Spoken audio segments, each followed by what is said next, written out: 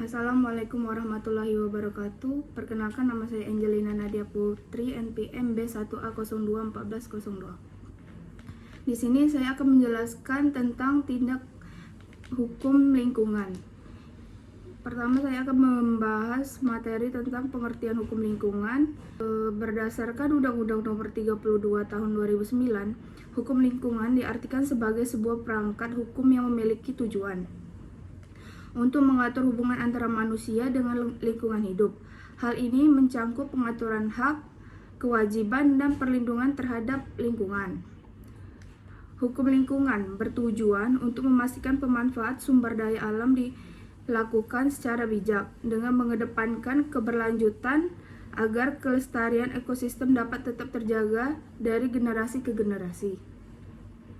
Selain itu, hukum lingkungan juga mencangkup regulasi pencegahan terhadap pencemaran dan perusakan lingkungan, mengingat eksploitasi yang berlebihan dapat mengakibatkan kerusakan lingkungan tak dapat diperbaiki.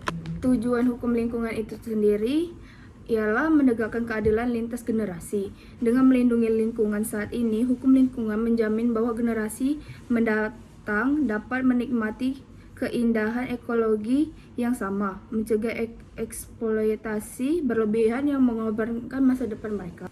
Di sini dijelaskan juga prinsip tanggung jawab negara dan masyarakat.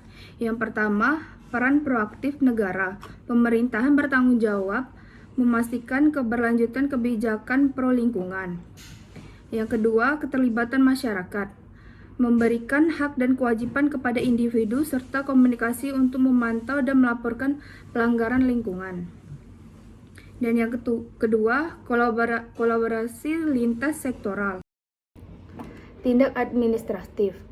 Pelanggaran izin lingkungan tidak memenuhi persyaratan dalam izin lingkungan dapat berimbas pada sanksi administratif seperti pencabutan izin atau denda sesuai peraturan yang saling berkaitan erat untuk dan yang kedua, analisis mengenai dampak lingkungan juga mempertegas ketidakpatuhan terhadap antar individu, pelaksanaan AMDAL dapat berkontribusi pada dampak negatif menjaga terhadap lingkungan lingkungan dan upaya kolektif memperlukan tindak dapat hukum seperti untuk teguran melindungi bumi hingga dari kerusakan lebih. pemberhentian kegiatan.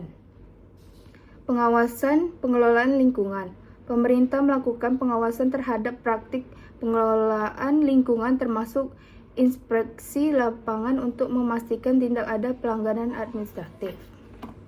Ada juga tindak perdata. Yang pertama, gugatan ganti rugi, dan yang kedua, pemulihan kerusakan lingkungan, dan yang ketiga, gugatan oleh masyarakat.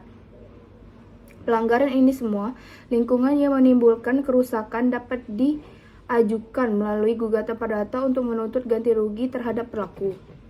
Kesimpulan dari pembahasan ini ialah yang pertama, pentingnya hukum lingkungan adalah elemen vital dalam menjaga kerangka hubungan antara manusia dan alam untuk memastikan keberlanjutan serta menghadapi tantangan lingkungan yang semakin kompleks.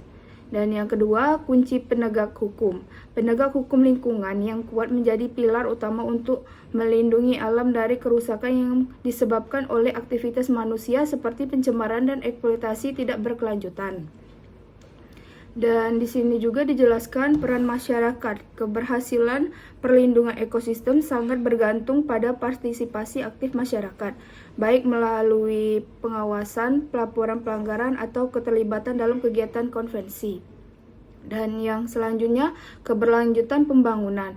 Dengan menginteraksi aspek hukum, sosial, dan ekologi, tujuan pembangunan berkelanjutan dapat dicapai tanpa mengorbankan keseimbangan lingkungan.